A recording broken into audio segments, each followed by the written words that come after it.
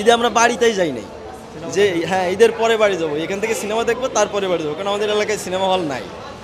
So cinema দেখে যাবো। আর শাকিব খানের তো কোনো তুলনাই হয় না, অতুলনীয়। প্রিন্স সিনেমা দেখতে এসেছি, শাকিব খানের প্রিন্স।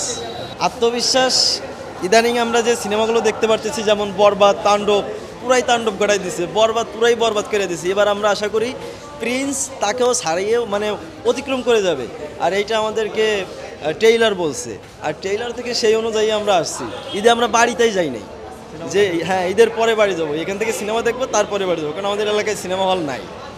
সো সিনেমা দেখে যাবো। হিয়াম আহমেদ আগে, এখন বাংলাদেশে যদি কেউ ভালো করতে পারে ভালো, কিন্তু প্রিয় একজন হয়, মেগাস্টার একজনই শাকিব খান, আমরা তাকে ভালোবেসে আসছি। শাকিব খান আসলে এটা বইলে বোঝানো যাবে না। শাকিব খান আছে এবং শাকিব খান থাকবে ইনশাল্লাহ, এটা আমরা আশা করি।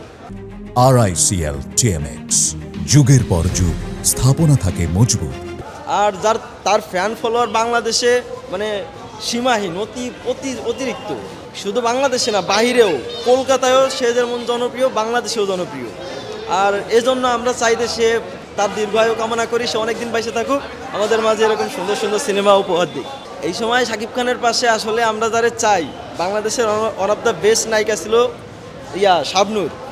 যদি তাকে আমরা পাইতাম আর কিছু চাওয়ার ছিল না। তবে নতুন নতুন নায়িকারা এখন ভালো করতেছে। হ্যাঁ এখন নাই, বাট অভিনয়ের দিক দিয়ে যদি আমরা বলি তাহলে শাবনূর সেরা ছিল। আর শাকিব খানের তো কোনো তুলনাই হয় না, অতুলনীয়।